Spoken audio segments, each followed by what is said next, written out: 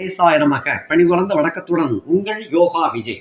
ராகுவுடன் சேரும் செவ்வாய் யாருக்கு லாபத்தை கொடுக்கும் என்ற இந்த தலைப்பில் இந்த ராகுவுடன் செவ்வாய் எப்போது சேருகிறார், எப்போது விடைபெறுகிறார் என்பதை பற்றி முதல்ல பார்த்துருவோம்.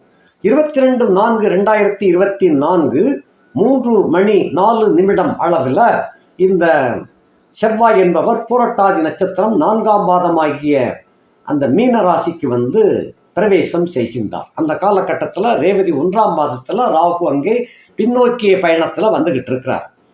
இப்படி வருகின்ற இந்த ராகு 26/4/2024 உத்திரட்டாதி 1, 1/5/2024 உத்திரட்டாதி 2, 5/5/2024 உத்திரட்டாதி 3, 9/5/2024 உத்திரட்டாதி 4, அடுத்தபடியாக 13/5/2024 ரேவதி 1 செவ்வாய், 17/5/2024 ரேவதி 2, 21/5/2024 ரேவதி 3, 26/5/2024 ரேவதி 4 செவ்வாய், 30/5/2024 பிற்பகல் 3:37 அளவில் இந்த மீன ராசியை விட்டு விடைபெற்று அஸ்வினி நட்சத்திரம் 1ஆம் பாதமாகிய மேச ராசிக்குள்ள பிரவேசிப்பார்.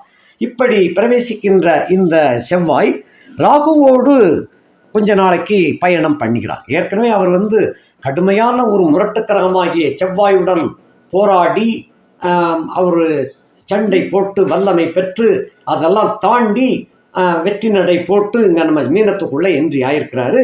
இங்கே இன்னொரு முரட்டுக்கிரகமாகிய அரவு என்று சொல்லக்கூடிய, அதாவது ஒற்றன் என்று சொல்லக்கூடிய, இருட்டன் என்று சொல்லக்கூடிய ஒரு கிரகமாகிய ராகு இங்கே இருக்கின்றார். இந்த ராகுவோடு இங்கே இவர் பிரவேசம் செய்கின்றார். பயணம் பண்ண வேண்டிய ஒரு கட்டாய சூழ்நிலை. ஏற்கனவே செவ்வாய் என்பவன் படைத்தளபதி அப்படின்னு சொல்லி இருக்கிறோம். இந்த ராகு என்பவன் ஒற்றன், சிஐடி, இருட்டு கிரகம், நிழல் கிரகம் என்றெல்லாம் சொல்லியிருக்கிறேன்.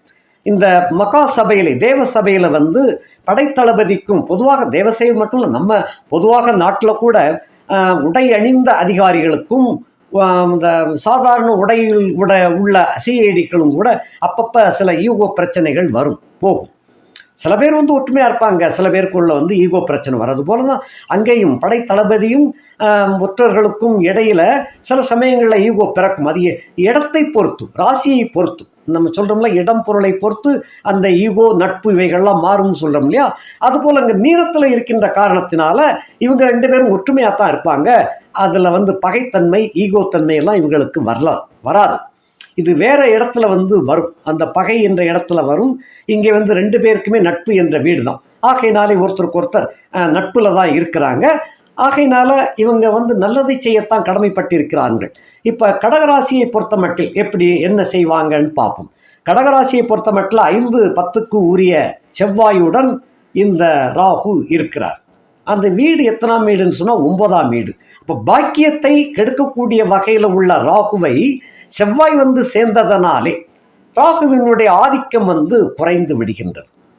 அப்போ இதிலிருந்து என்ன அப்படின்னு சொன்னால், நீங்கள் அனுபவிக்க முடியாமல் தடை விதித்து கொண்டிருக்கின்ற அட்டமத்து சனியானது இந்த செவ்வாய் ராகு சேர்க்கையினாலே, அதாவது ராகுவோடு சேர்ந்த செவ்வாயினால் இந்த ராகுவின் ஆதிக்கத்தையும் கட்டுப்படுத்தி சனியினுடைய ஆதிக்கத்தையும் கட்டுப்படுத்தி உங்களுக்கு நல்லது விளைவதற்குண்டான சூழ்நிலைகளை இந்த செவ்வாய் அமைத்து கொடுக்கின்றார். ஏனென்றால் கடகராசிக்கு முழுக்க முழுக்க ராஜயோகத்தை கொடுக்கக்கூடிய கிரகம் செவ்வாய். ஆகையினாலே அப்படிப்பட்ட ஒரு நல்ல தன்மையை இந்த செவ்வாய் ராகுவோடு இணைந்திருக்கின்ற காரணத்தினால, அதுவும் கூட 9ஆம் இடத்துல இணைந்திருக்கின்ற காரணத்தினால விட்டு போன தொடர்புகளை வலுவடைய செய்வார் இந்த செவ்வாய். விட்டு போன உங்களுடைய சுகம், உங்களுடைய நல்ல எண்ணங்கள், உங்களுடைய நடவடிக்கைகள், உங்களுடைய பதவி, உங்களுடைய செல்வம், உங்களுடைய செல்வாக்கு இவைகளெல்லாம் விட்டுவிட நேர்ந்ததாக ஆகிவிட்டது. இப்படி நேர்ந்த கட்டத்திலே இந்த செவ்வாய் உங்களுக்கு உதவி செய்ய வந்திருக்கின்றார். எப்படி? இந்த செவ்வாயானவர் உங்களுக்கு புதனும் சுக்கிரனும் சேர்ந்தே வேற இருக்கிறாங்க அந்த இடத்துல. அப்போ சுக்கிரன் உச்சமாயிருந்தாரு, புதன் 3-12-11 புதன் நீசமாயிருந்தாரு. ஆக கிட்டத்தட்ட கெட்டவர்கள் கெட்டு போயிருந்தாங்க, கெட்டவர்கள் இல்லைன்னா உச்சம் அடைஞ்சிருந்தாங்க, இல்லை நல்லவர்கள் வலிமை அடைந்து விடுகிறார்கள். ஆகையினாலே கடகராசியை பொறுத்தமட்டில் நீங்கள் எதிர்பார்த்த சம்பவங்கள் ஒன்றன் பின் ஒன்றாக நல்லபடியாக நடைபெறத் தொடங்குகின்ற காலம். இதுக்கடையில் மே 1 அதாவது ரிஷபத்துக்கு வந்து குரு வந்துருந்தார். குரு வந்த உடனே செவ்வாயும் உங்களுக்கு ஏதுவாக நல்ல வேலைகளை செய்ய ஆரம்பிக்கின்ற காரணத்தினால இப்போ முதலிருந்து பார்ப்போம். ராசி நாயகன் 3ஆம் இடத்துல கேதுவோடு சேருகின்ற காரணத்தினால் இந்த கட்டத்தில் வந்து சேர்ந்திருக்கின்ற காரணத்தினால உங்களுடைய தைரியம் மேம்பாடு அடையும். உங்களுடைய அதாவது தளர்ச்சி வந்து விரைப்படையும். அதே போல் அந்த ரொம்ப சோர்ந்து போய் இருக்கின்ற உங்களுக்கு ஒரு உற்சாகத்தை கொண்டு வந்து சேர்க்கும். மனோதிடம் ஏற்படும். 2க்குரிய சூரியன் உச்சம் பெற்று இருக்கின்ற காரணத்தினால தனப்பழக்கம், குடும்பத்தினுடைய உயர்வு, முன்னேற்றம் இவைகள் இருக்கும். சொல்லுக்கு மரியாதை கிடைக்கும். 3-12 உடைய புதன் நீசமாகி 9ல் இருக்கிறதுனால இந்த தைரியத்தினால் உங்களுக்கு சிறந்த நன்மைகள், சிறந்த பலன்கள் நடக்கத் தொடங்கும். வித்தைகளிலே உங்களுடைய வல்லமையை காட்டுவீர்கள்.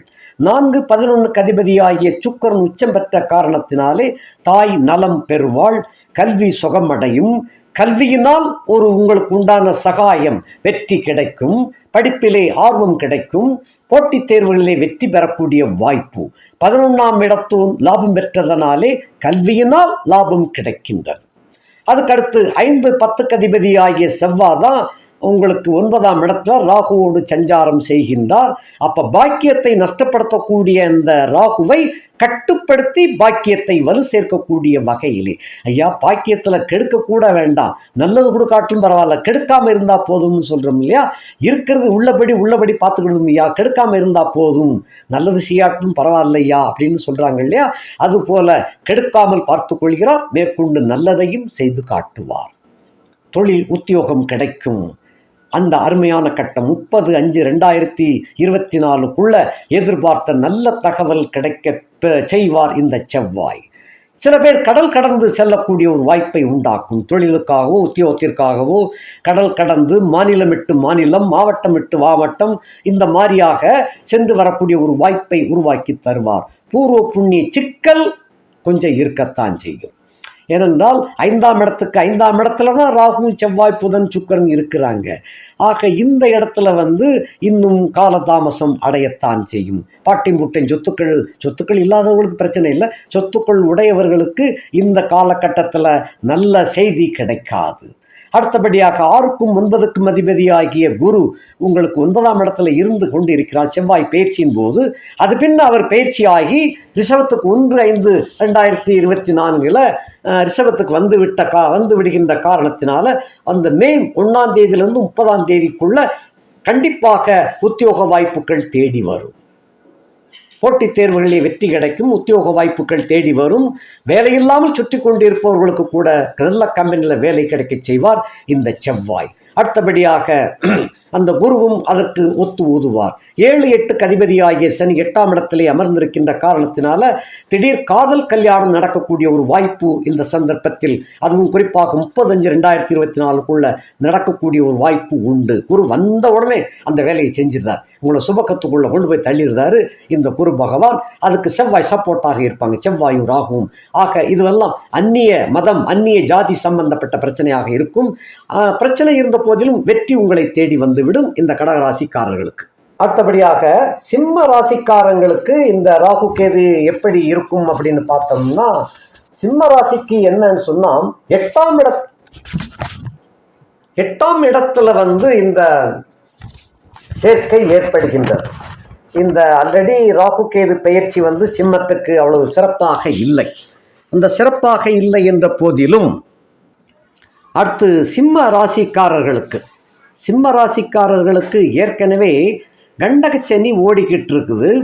2ல் கேது, 8ல் ராகு ஆல்ரெடி அவ்வளவு சிறப்பில்லாமல் இருக்கின்ற காரணத்தினாலும் இந்த செவ்வாய் வந்து மேலும் 8ஆம் இடத்துக்கே வந்து சேர்ந்துருந்தார். என்ன கெட்டது நடக்காமல் இருக்கும், அவ்வளவுதான்.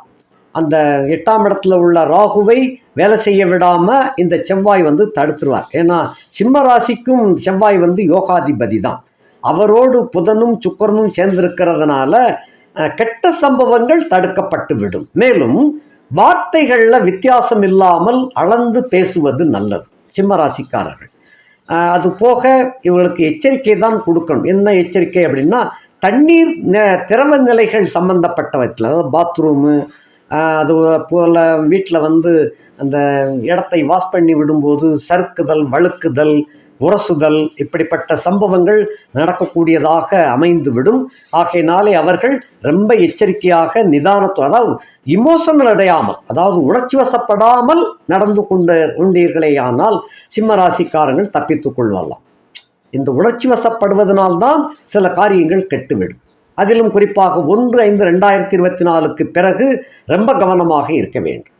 அந்த 35 வரைக்கும் செவ்வாய் வந்து அங்கே தான் இருப்பார், 8ல் தான் இருப்பார். அவர் 9ஆம் இடத்துக்கு வந்துட்டார்னா அது யோகமாக மாறிவிடும். அதுவரையிலும் கொஞ்சம் கவனத்தோடு நடந்து கொள்வது நல்லது. குறிப்பாக தாய் தகப்பனிடம், பெரியோரிடம், குருமாரிடம் அபவாதங்களுக்கு ஆளாகாமல் பார்த்து கொள்ளுங்கள். பயணத்தில் எச்சரிக்கையாக இருங்கள். முன்கோபத்தை தவிர்த்து விடுவது நல்லது. வயிறு சம்பந்தப்பட்ட பிரச்சனைகள் வந்து போகக்கூடிய காலகட்டம். பெண்களுக்கு வந்து மறைமுக பிரச்சனைகள் ஏற்படலாம். ஆகையினாலே இவைகளில் நீங்கள் உஷாராக இருந்து கொள்வது நல்லது. உஷார் வேண்டப்படுகிறீர்கள். அடுத்தபடியாக விருச்சிக ராசிக்காரர்களுக்கு ராசி நாயகன் வந்து அந்த செவ்வாய் தான். ராசி நாயகனோடு இந்த ராகு இணைகின்றார், அப்படி வச்சுக்கிடுவோம். அதே போல் விருச்சிக ராசிக்காரர்களுக்கு அந்த 5ஆம் இடத்துல ராகு வந்து பிள்ளைகளால் செலவுகள் ஏற்பட்டு கொண்டு வருகிறது. அதோடு புதனும் சுக்கிரனும் அங்கே சேர்ந்திருக்கிறதுனால கணவன் மனைவிக்குள்ளே சில பிரச்சனைகள், வேற்று உணர்ச்சிகள் இவைகள்லாம் இருக்கும். சில விருச்சிக ராசிக்காரங்களுக்கு நல்ல யோகம் வந்து கொண்டு இருக்கின்றது.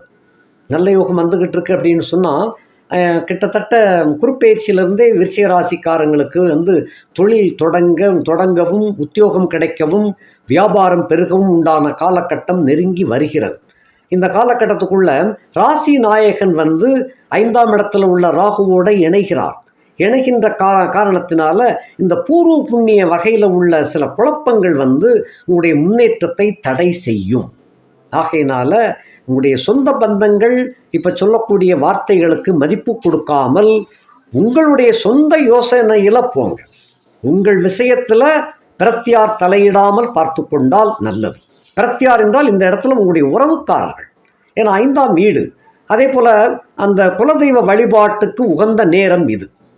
இந்த ராகுவோடு செவ்வாய் இணைஞ்சதுனால குலதெய்வ வழிபாட்டில் குறைகள் இருந்தால் அது வேண்டுதல் இருந்துச்சுன்னா அதெல்லாம் உடனே நிறைவேற்றிட்டு வந்துட்டேன்னு சொன்னால் இந்த காலகட்டம் உங்களுக்கு வந்து நல்ல யோகத்தை அந்த செவ்வாய் வந்து ராகுவோடு இணைந்து வழங்குவார்.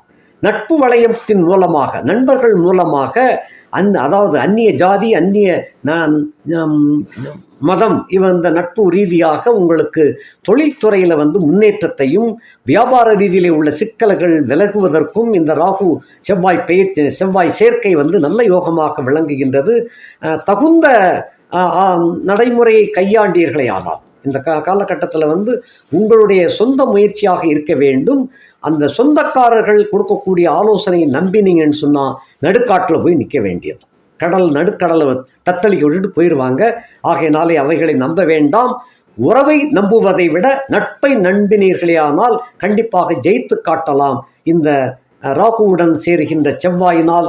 அதிலும் குறிப்பாக அந்நிய மதத்துக்காரர்கள், அந்நிய மதம், அந்நிய ஜாதிக்காரங்க நிச்சயமாக உங்களுடைய வாழ்க்கைக்கு ஒளியேற்றக்கூடிய ஒரு காலகட்டமாக விளங்கும். உங்களுடைய வாழ்க்கையிலே ஒளிமயம் பிரகாசிக்கும். நன்றி, வணக்கம்.